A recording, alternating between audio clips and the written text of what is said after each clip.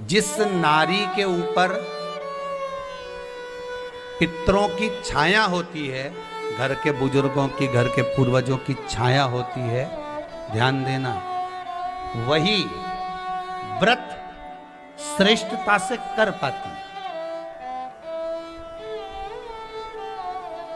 व्रत की श्रेष्ठता उसमें अपने आप आ जाती है। अगर उसके साथ में अगर पितरों की कृपा है, तो पूर्वजों का अगर आशीर्वाद है, तो व्रत वो अच्छे से कर सकेगी।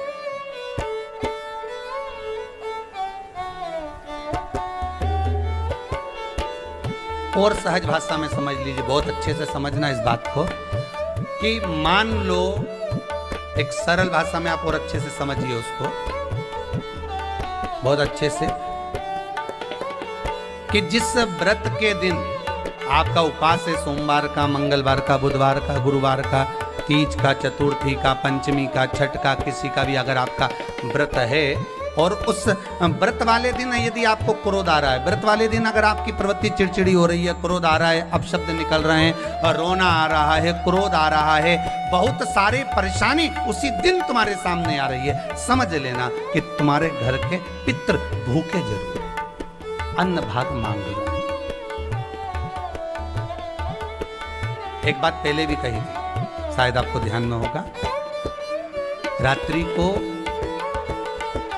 सोने के बाद, विश्राम के बाद, एक बार कहा था, आप लोगों को याद होगा, कि सोने के बाद में 2 घंटे के अंदर अगर आपकी नींद खुलती है, और खुलने के बाद यदि आपको भूख लग रही है, प्यास लग रही है, तो समझ लेना कि आपके पितर, आपके पूर्वज भूखे हैं, अन्न का भाग मांग रहे हैं, पानी पीने को मांग रहे हैं।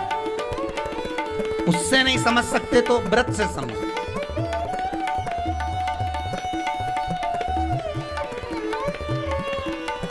व्रत से समझ। मान लो आपने व्रत किया और आपकी प्रवृत्ति चिड़चिड़ हो रही है, क्रोध आ रहा है, अपशब्द निकल रहे हैं, ताने निकल रहे हैं, या कोई कुछ कहकर चले गया और आपकी आंखों में अश्रु भर रहे हैं, आपकी आंखों में आंसू आ रहे हैं, तो वो श्रेष्ठ व्रत नहीं हो सकता, उसमें दुख है।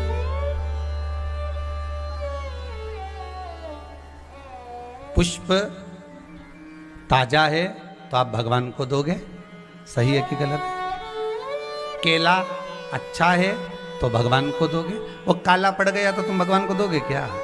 अंदर से गल चुका है तो भगवान को दोगे क्या? नहीं, आप भगवान को दोगे। कोई फल ताजा है तो आप भगवान को दे दोगे, कोई पुष्प ताजा है, अच्छा है, तो आप भगवान को दोगे। अगर पुष्प मुरझा गया तो भगवान को दोगे क्या? पुष्प बेकार हो गया तो भगवान को दोगे क्या? नहीं। उसी तरह व्रत होता है, उसी तरह हमारा व्रत है। जिस व्रत में हमको क्रोध आ रहा है, जिस व्रत में हम चिड़चिड़े हो रहे हैं, जिस व्रत में हम अपशब्द कर रहे हैं, जिस व्रत में हमको रोना आ रहा है, जिस व्रत में हम किसी की बात का ठेस हमको पहुंच रहा है और हम क्रोधित हो गए, हम रो दिए, हम चिड़चिड़ हो गए, समझ लेना वो फूल मुरझा चुका है, वो व्रत तुम्हारा बेकार हो चुका है, उसको भगवान स्वीकार नहीं करेगा। और जिस व्रत में आपके चेहरे पर प्रसन्नता, हम इस व्यासपीठ से कहना चाहेंगे कि जितने भी यजमान यहाँ कथा करवाने आते हैं, जितने भी यजमान यहाँ पहुँचते हैं या ऑनलाइन वहीं से बैठकर पूजन कर कर कथा करवाते हैं, हम उनको भी कहते हैं कि 7 दिन की आपकी शिव महापुराण की कथा है, 5 दिन की आपकी शिव महापुराण की कथा है, 9 दिन की आपकी शिव महापुराण की कथा है। शंकर की कथा, चाहे भागवत कथा हो, चाहे रामायण कथा हो, रामचरितमानस हो, चाहे गीता हो, जिस पुराण को आप बचवा रहे हो, जिस पुराण को आप करवा रहे हो, जो करवाने वाला होता है उसके चेहरे पर स्माइल होना चाहिए।